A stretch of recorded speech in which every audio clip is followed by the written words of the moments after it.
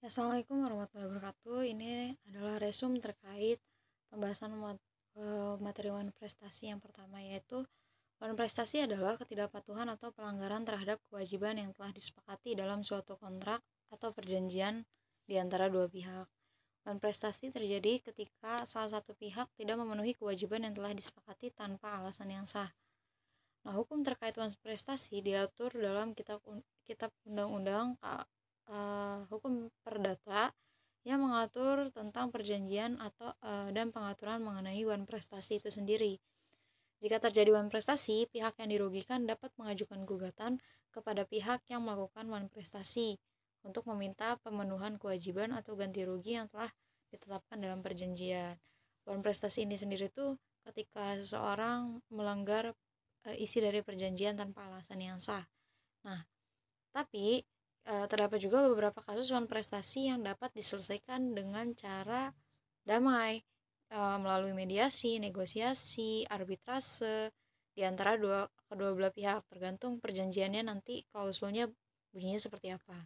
Hal ini dapat menghindari proses peradilan yang memakan waktu dan biaya yang besar.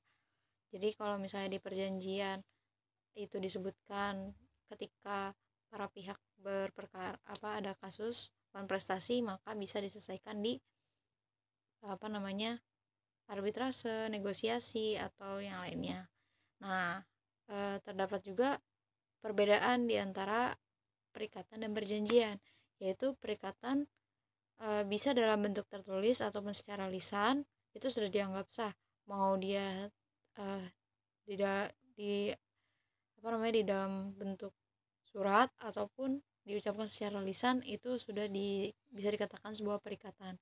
Nah, sedangkan perjanjian itu sendiri harus tertulis dan tidak sah jika hanya diucapkan. Nanti kalau diucapkan jadinya perikatan bukan perjanjian.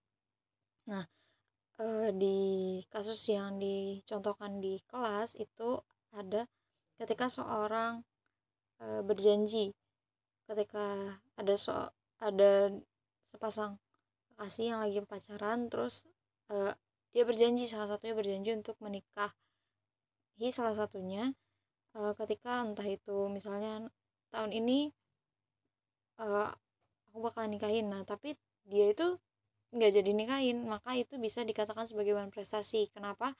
Karena di situ dia berjanji, ada perikatan, nah tapi tidak dipenuhi gitu. Jadi ada salah satu pihak dirugikan, dan itu bisa dimasukkan ke dalam perkara peradilan.